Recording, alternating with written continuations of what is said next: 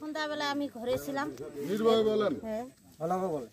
তখন ছিল আগুন জ্বালে উঠেছে, তখন একদম এই তো দৌড়াদৌড়ি করার পর তারপরে ওই যে কিয়া ছেলেগুলো ধুইছে আমার ছোটলা। মানে আপনারা বুঝতে পারতেছেন এরা কি করে, দল করে না কি বুঝতে পারেন না? বুঝতে পারেন এনে যাওয়া আসা করে আর কি, এনে যাওয়া আস্তে আস্তে হাঁটাহাঁটি করে নিলাম, কালকে যাওয়া আসা হয়েছে। আপনার কি কি ছিল ঘরের মধ্যে? ঘরের মধ্যে অনেক কিছু ছিল। কি কি বলেন?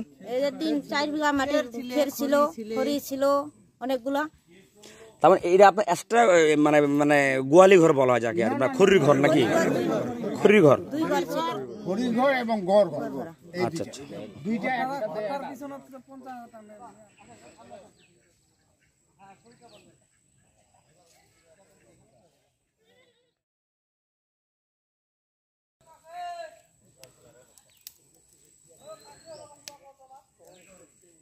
বিকালবেলা হাট গেছিলাম, হাট থেকে আসে সাইকেলটা রাখে আনে, যেটা আমি নিজের চোখে দেখতে পেলাম। ঘরে যে আগুন দেওয়া হয়েছে, ঘর দাউ দাউ করে অগ্নিটা জ্বলতেছে। এর মধ্যে কোথায় কি করব না করব, লাঠি নিব না বালতি নিব, এরকম কোনো পরিস্থিতি নাই। হাতে শুধু লাইটটা চার্জে ছিল, লাইটটা নিয়ে বেরিয়েছি। লাইটটা নিয়ে বের হওয়ার পরে এদিক ওদিক যা আগুন তো আমাদের সর্বনাশই করলো।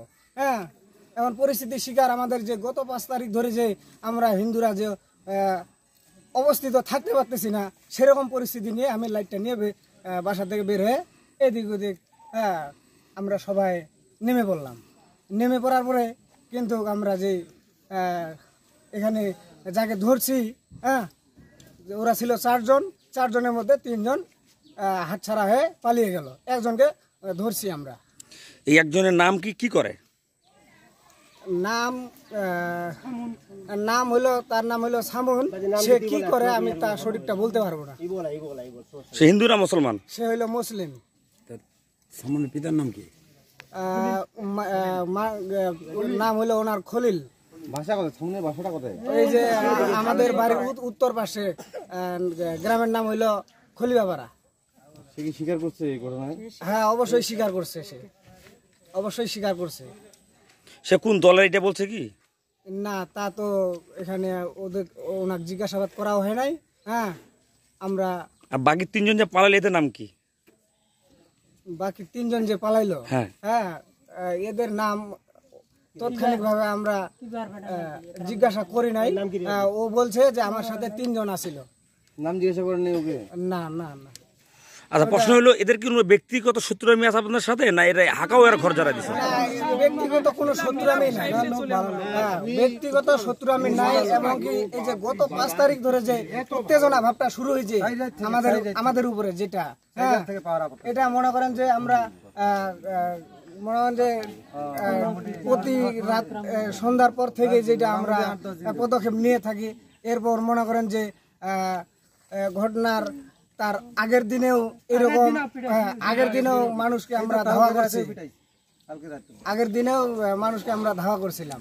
আর বুঝতে পারতেছেন এরা কি দল করে? হ্যাঁ, বুঝতে পারতেছি না যে সঠিকটা এরা কি দল করে।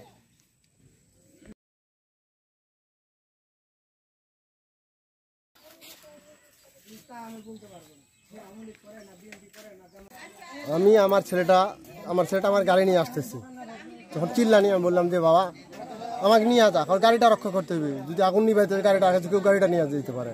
আমি শরীরে কাপড় ছিল না, মানে শুধু লুঙ্গিটা পরে আসলাম। আসে দৌড়ে আসছে যে আগুন নিভার জন্য। আমার ছেলেটা এখানে গাড়িটা রাখে দৌড়ে আসতে দেখছি এখান থেকে একজন ভিডিও করতেছে। আমি হারি কেউ আগুন নিভাচ্ছ না, ভিডিও করতেছ কারণ কি? এখানে তোমরা ভিডিও করতে আসছো না আগুন নিভাতে? পানি পুনি নাই, আমার সহকারে ভিডিও করতেছে। আমি মোবাইলটা কেড়ে নিলাম যে বালতি নিয়ে আসো, এখানে ভিডিওর দরকার নেই। পরে জিজ্ঞাসা তোমার বাড়ি কোথায়? তুমি অচেনা মানুষ, এখানে কেন আসছো? ভিডিও করতে আসো কারণ কি? তাহলে তোমাকে ধরলেই তো আগুনের সূত্র জানা যাবে। তখন সব হিন্দুরা আমার উপর খেতে দিচ্ছে, ভিডিও করবে না তো কি করবে, আমরা বিক্ষোভ করবো। আমরা গণ মিছিল করবো, আমাদের উপরে অত্যাচার করা হচ্ছে। সময় কটার দিক কাকা? সময় না 8টার পরে, সন্ধ্যা 8টার পরে। আর বাকি দুজনকার নাম কি? হ্যাঁ বাকি দুজনকার নাম? সামাউন, বাকি দুইজনকে আমি দেখছি রবি আর সামাউন। রবি আর সামাউন। দুইজন আগেই খাতায় দিচ্ছে। এই রবি সামানের বাসা কোথায়? রবি সামাউন আবার রবির বাসা হলো ওইখানে, ওইখানে দুজন পাশাপাশি দুজনের বাসা।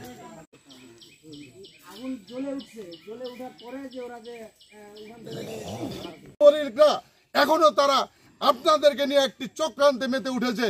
এই খেলা খেলতে দেওয়া যাবে না, আমাদেরকে বন্ধ করতে হবে। আপনাদের সহযোগিতায় আমাদের সাথে একাত্মতা ঘোষণা করতে হবে। যারা এই অন্যায় করবে, যারা এই অন্যায়ের সাথে জড়িত থাকবে, তাদেরকে আমরা ধরে আইনের কাছে হস্তান্তর করব এবং তাদের শাস্তি যেন অবশ্যই নিশ্চিত হয়। আমাদের কিন্তু এটা সহযোগিতা করতে, আপনাদেরকেও সহযোগিতা করতে হবে। আমরা শান্তিপুর দেবীপুর মানুষ, আমাদের মহাসচিব স্যার উনি অতি ভদ্র মানুষ। আপনারা হয়তো সকলেই হিন্দু মুসলিম সকলেই আমাদের মহাসচিব স্যারকে চিনেন। আমাদের মহাসচিব স্যার বক্তব্য দিয়েছে যে কোনো প্রকার বাংলাদেশের কোনো সংখ্যালঘুদের উপর হামলা হবে না, তাদের বাড়িঘর এবং তাদেরকে দেখভালের জন্য আমাদেরকে প্রয়োজনে পাহারা দিতে হবে। আমরা ইতিপূর্বে আন্দোলন করতে গিয়ে আমরা কিন্তু ঘুমাইতে পারিনি, কিন্তু 5 তারিখের পর আবার একই কায়দায় আমাদের বিএনপিকে আপনারা ঘুমাইতে দেন না কেন? আপনাদেরকে পাহারা দিতে হচ্ছে। আপনাদেরকে পাহারা না দিলে কিছু আওয়ামী লীগ যুবলীগ তারা এই ঘটনা ঘটিয়ে আমাদের বিএনপির উপর তথা বাংলাদেশের এই বিএনপির উপর মনে হচ্ছে একটা কি করতেছে, আপনার বলতেছে, ফোকাস দিচ্ছে যে এই দেখেন বিএনপির লোকরা অত্যাচার করতেছে হিন্দুদের উপর। এই ছেলেটি, আমার কথা হলো এই ছেলেটির বাপ একসময় খলিলুর রহমান, আমার কাছে রিপোর্ট আছে, সে আওয়ামী লীগ করে, সে মনে করেন যে আপনার হচ্ছে তার বাপ জাতীয় পার্টি করতে এক সময়, তারপর আওয়ামী লীগ ঘেঁষা মানুষ, তাদের নেতৃত্ব কি পর্যায়ে আছে জানি না, আমি যে সঠিক জানি তার বাপ এক সময় জাতীয় পার্টি করতো, এখন উনি মনে করেন যে আওয়ামী লীগ ঘেঁষা। এই ঘেঁষা মানুষগুলিকে দিয়ে আওয়ামী লীগের শীর্ষ পর্যায়ের নেতৃবৃন্দ ওরা কিন্তু আসে না। আজকে এই মনে হচ্ছে একটি সাধারণ মানুষকে পয়সার প্রলোভন দেখিয়ে তাদেরকে দিয়ে হয়তো আপনাদের উপর মনে হচ্ছে কোনো কিছু, যারা হচ্ছে আজকে নেশাগ্রস্ত তাদেরকে দিয়ে হচ্ছে আপনাদের উপর মনে হচ্ছে আমাদের বিএনপির লোক পাহারা দিচ্ছে আপনাদেরকে। আপনারা একটি জিনিস নিশ্চিত থাকুন, এই দেবীপুরের মানুষ, আমাদের বিএনপির নেতৃবৃন্দ আছে, আমাদের সভাপতি সাধারণ সম্পাদক সহ সকলকে আমাদের মহাসচিব নির্দেশ দিয়েছে কোনো প্রকার দেবীপুরের মানুষ যারা সম্প্রদায়ের এদের উপর যেন কোনো প্রকার না হয়। আপনারা সব সময় নজর রাখবেন যেন এরা কোনো প্রকার ক্ষতিগ্রস্ত না হয়। এরা আমাদের ভাই, আমাদের সাথে থাকে, আমাদের সাথে বন্ধু সুলভ। আমার সাথে না একটা মুরব্বী আমার বাপের সাথে বন্ধু সুলভ, তার ছেলেটি আমার বন্ধু সুলভ। এই জিনিসটা যেন আমাদের বজায় রাখে, সবাই বজায় রাখি, এইটা আমাদের কিন্তু প্রত্যাশা। ঠিক আছে আপনার